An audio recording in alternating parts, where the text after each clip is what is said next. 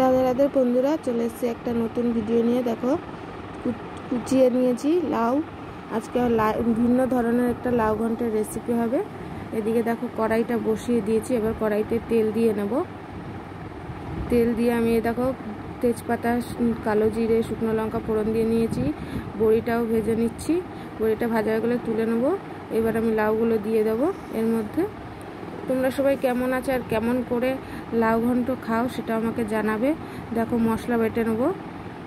কাঁচা লঙ্কা নিয়ে নিয়েছি, আদা নিয়ে নিয়েছি, আর একটা গোটা টমেটো আমি এর মধ্যে দিয়ে দেবো।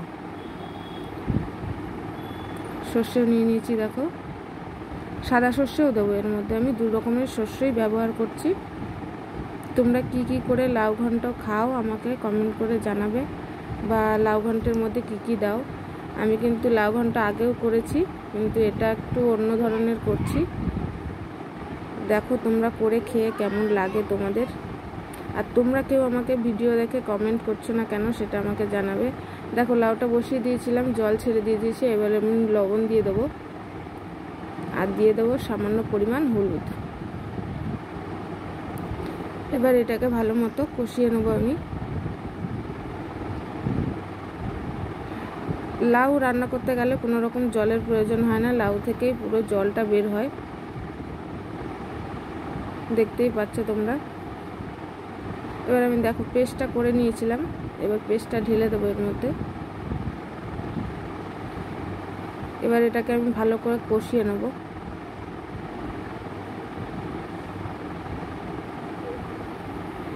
কষাতে কষাতেই লাউ কিন্তু অর্ধেক রান্না হয়ে যায়, তোমরা জানো।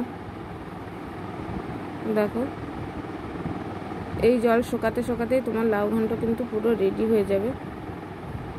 আর তোমরা লাউ ঘন্টের মধ্যে কে কি ফোড়ন দাও আমাকে কিন্তু কমেন্টে অবশ্যই জানাবে। দেখো লাউ ঘন্টটা হয়ে গেছে প্রায়। এবার আমি এর মধ্যে দিয়ে দেবো চিনি সামান্য। এবার চিনি দিয়ে এটাকে একটু নাড়িয়ে নেব।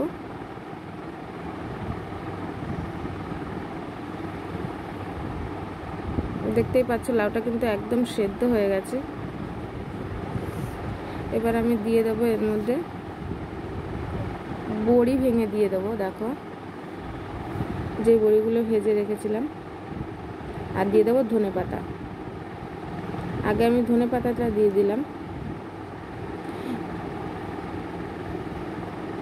ধনেপাতা দিলে দারুণ একটা গন্ধ বের হয়, আর লাউ ঘন্টের স্বাদটা মনে হয় দ্বিগুণ বেড়ে যায়।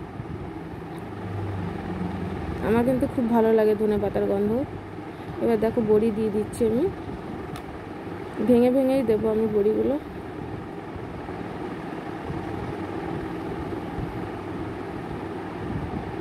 দেখো আমার লাউ ঘন্ট কিন্তু পুরো রেডি। এবার আমি নামিয়ে নেবো।